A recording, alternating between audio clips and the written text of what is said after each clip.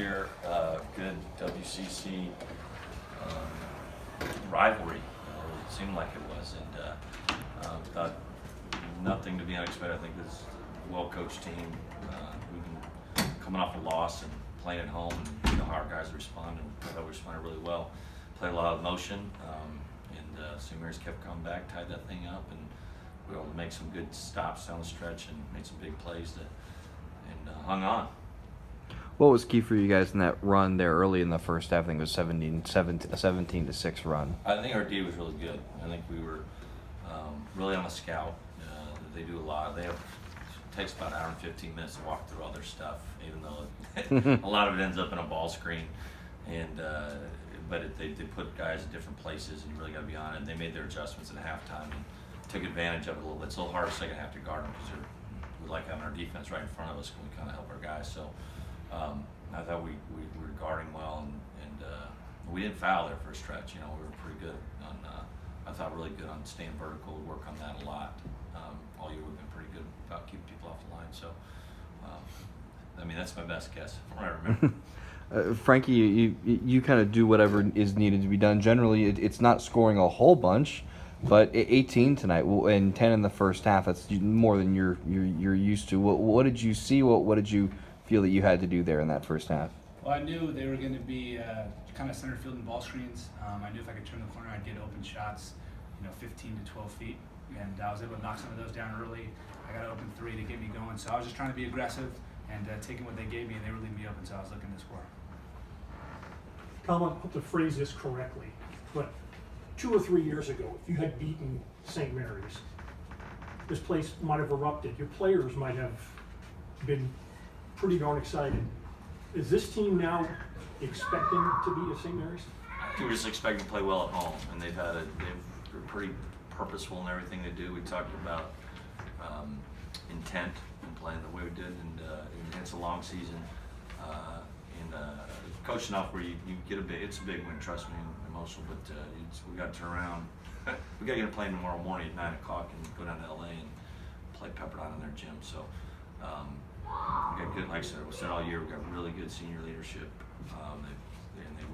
They want to give themselves the best chance to win. So I think that's part of why they behave that way. They have a high expectation, high self-esteem. A lot of things to learn from Coach Bennett, to be honest. Nate, and visually for both of you guys, being the older guys on the team, what does it mean to now have beaten St. Mary's in back-to-back games that hasn't been done since you were at St. Mary's your first year? It definitely means a lot. It means that we're progressing in the right way, which is, what we expected to do. Coach Kyle always says, when these guys get to become seniors, that's when we'll be good. And I think we've kind of taken that and run with it.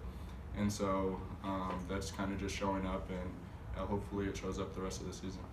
And Frankie? Nate, you came into the game shooting 40-something% from the line. You went 9 for 11. How'd that happen? I pray before every game, and he was with me tonight. And also I've been practicing a lot. That's kind of, some guys come in and just start shooting threes when they warm up, and I've been trying to just get on the line and shoot free throws, and it's paying off. You guys played with the lead for most of the game. Can you talk a little bit about how you guys are managing the game down the stretch? Sometimes it can be hard to play with the lead and close the game out. Are you guys getting better at that as the season goes on? It's a great thing to have to work on, playing with the lead. But I mean, we literally are like a Big Ten football team back in the Woody Hayes, Bo Schembechler era. We are kind of a run it 3 times, pound and ground, and then fight for first downs. And so we're do it defensively, and we do it defensively, do it on the glass, and then we're gonna try to get the ball inside to our guys, which is different than what we've played the first 2 years, and that's just playing to our strengths. And like Nate and Frankie talked about our senior with Matt and Jimbo, they've been great for us. And Nate, like I said, it was great to see Nate get out there, and it's really helped us, I think. Frank, you and Jordan are obviously the faces of your team, so to speak. You didn't play against him the whole night, but you played against him some. Is that extra motivation, or do you want to say, you know what, it's just USF against St. Mary's, it's not Frankie Ferrari against No, it's definitely USF versus St. Mary's. He's a tremendous player. We knew going in, he's like 22 a game. I think it's the top in the WCC conference. So credit to him, he's tremendous. He scored, I think, 8 points in 45 seconds that 45-second clip there. So he's a great player and he adds a lot to their team, but it's definitely a team versus team, not an individual matchup. Right, you guys are up double digits in the second half, and then they tie it with about 8 minutes left. What was going through your mind when they did tie it?